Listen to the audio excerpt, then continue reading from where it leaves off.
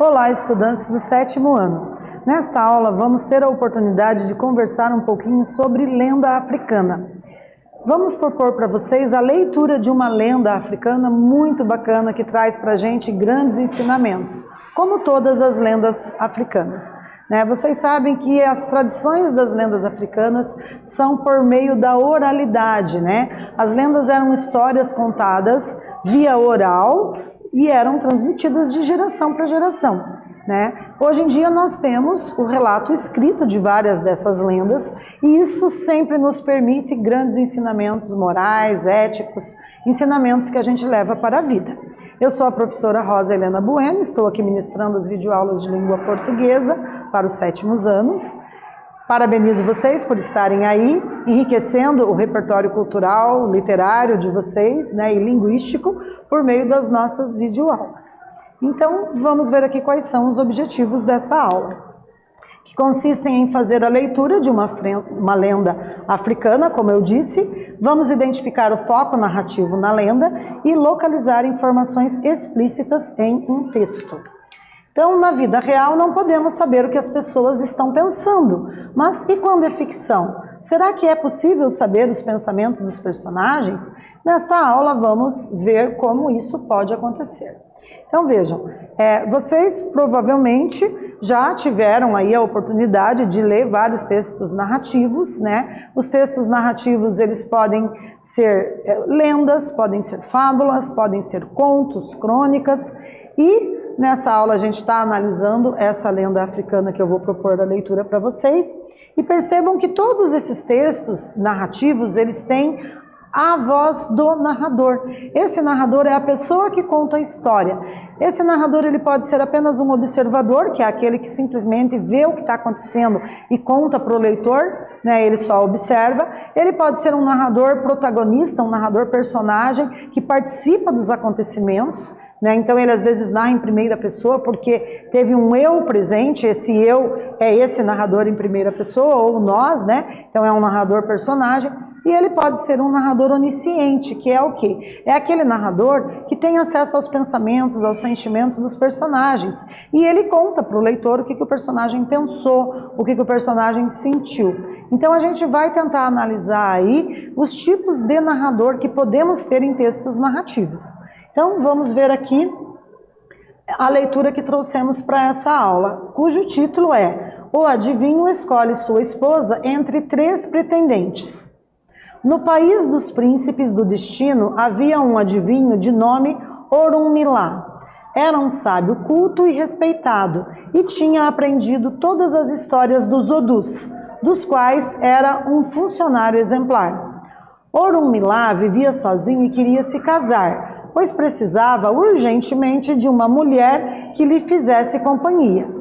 Ele foi então apresentado a 3 belas pretendentes.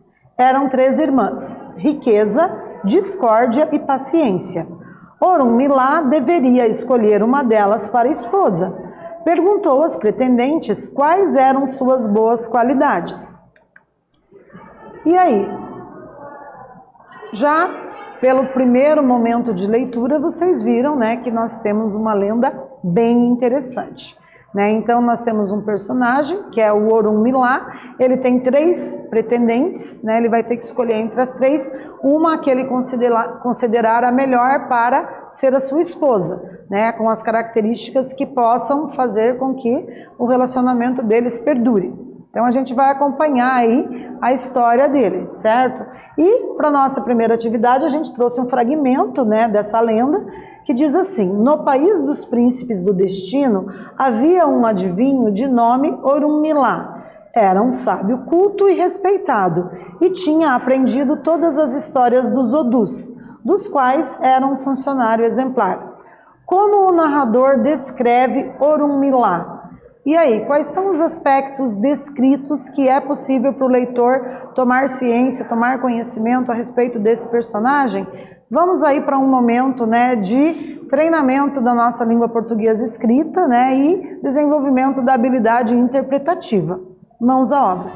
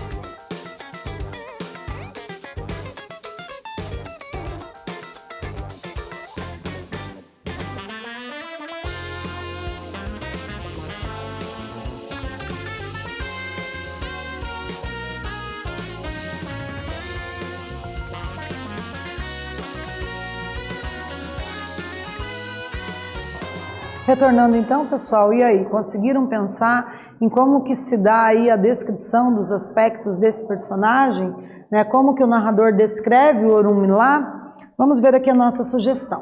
Então ele era um adivinho, sábio, culto, respeitado e funcionário exemplar. Essas são as características descritas pelo narrador.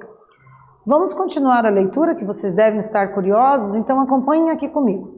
Eu tenho tudo o que desejo ter, disse Riqueza. Eu tenho tudo o que os outros querem ter, falou Discórdia. Eu tenho tudo o que posso ter, confessou Paciência. O primeiro impulso de Orunmila foi casar-se com Riqueza, pois quem tem riqueza tem tudo, pensou ele. Quando estava para anunciar a decisão, foi procurado em sua casa por um mendigo, que dizia precisar de seus favores de adivinho. Ele recebeu o pobre homem e imediatamente o reconheceu. Era nada mais, nada menos que um grande milionário, que contou ter perdido todos os seus bens por causa de má sorte. Orunmila resolveu rever sua escolha. A riqueza vem, mas a riqueza vai, pensou ele. Restava escolher então entre as duas outras irmãs, Discórdia ou Paciência? Paciência ou Discórdia? Estava quase decidido por Discórdia, que das três era a mais popular, quando foi chamado ao palácio do rei para ser testemunha num julgamento de dois amigos seus que lançavam farpas um contra o outro, acusando-se das maiores baixezas. E quem estava lá, incentivando a briga, jogando amigo contra amigo? Discórdia. Orunmila voltou para casa decepcionado, mas convencido de que não ter tomado nenhuma decisão apressada tinha sido a melhor coisa, pois quem tem paciência tem tudo, disse Orunmila, e se casou com Paciência. Então está aqui, né, a referência do texto que nós acabamos de ler, a referência dessa lenda, né, e vamos analisar como esse narrador conta essa história. Vejam, o foco narrativo, né? Então a gente pode ter nessas narrativas, seja conto, seja crônica, seja aí uma lenda, uma fábula, nós podemos ter a presença de um tipo de narrador que nós vamos denominar de narrador personagem, que é aquele que conta a história na qual ele participa, ele é participante. Então, nesse caso, é um narrador e personagem ao mesmo tempo e a história é contada em primeira pessoa. Também podemos ter um narrador observador, ou seja, é aquele que conta a história como alguém que observa tudo o que acontece e transmite ao leitor a história. E essa história é contada em terceira pessoa, né? Então, algumas reflexões aqui sobre essa questão da voz do narrador numa narrativa, né? Vejam, se ele participa dos acontecimentos, ele pode utilizar ali a presença do eu, a primeira pessoa do singular, né? Eu estive lá, eu estava caminhando, eu fui, enfim, a gente tem ali ele participando, né? Que é esse narrador personagem. Ele às vezes pode ser também, além de ser personagem, pode ser o protagonista da ação, né? O protagonista, o personagem principal da narrativa. Podemos ter também um narrador observador, ou seja, ele narra os fatos em terceira pessoa. Terceira pessoa é ele ou ela, eles ou elas, né? Singular ele e ela, terceira pessoa do plural, eles ou elas. Então, se ele narra o que aconteceu com outro ou outra, ele é esse narrador em terceira pessoa e ele pode ser apenas um observador.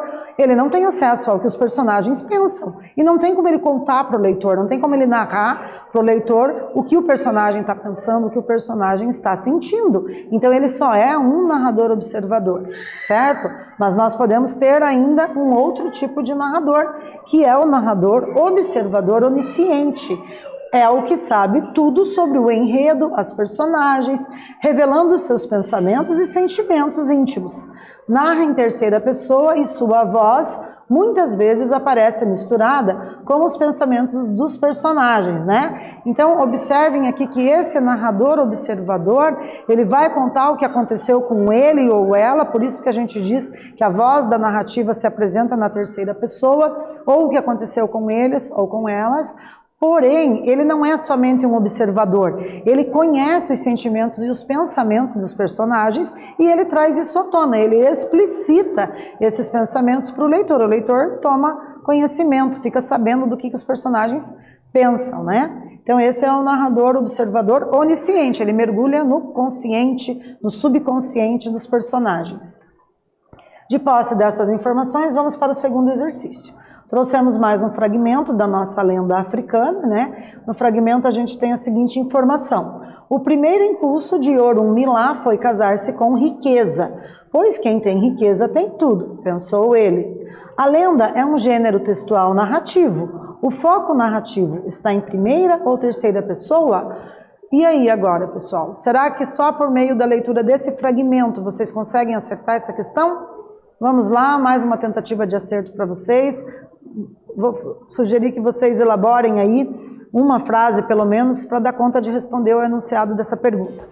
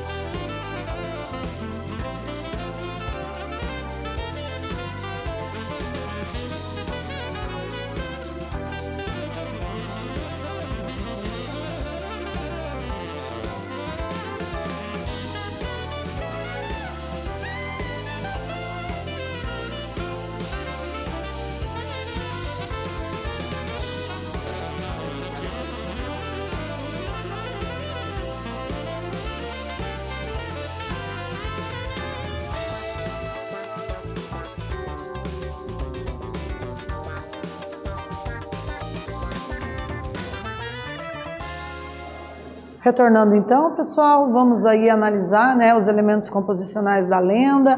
Estamos nesse momento fazendo um aprofundamento a respeito da voz do narrador e tentando identificar o tipo de narrador que nós temos num texto narrativo. Nesse caso, a partir da leitura da lenda, que estamos lendo, né, dessa lenda africana, é que nós estamos tentando identificar a voz do narrador. Então vejam, para essa questão aqui da segunda atividade, vocês tinham que responder, né, o foco narrativo está em primeira ou terceira pessoa, né? Então o que vocês acham a partir da leitura desse fragmento aí da nossa lenda?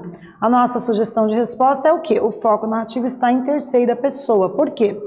A gente tem aqui alguém contando o que aconteceu com o outro. Esse outro aqui é o personagem Orunmila.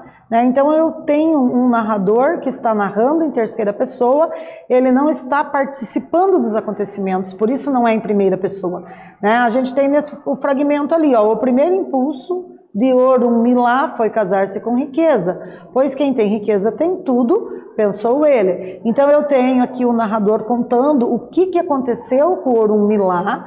Ele também está mostrando para o leitor qual foi o primeiro impulso, ou seja, qual foi a sua primeira sensação no momento de fazer a escolha de uma das irmãs para ser sua esposa.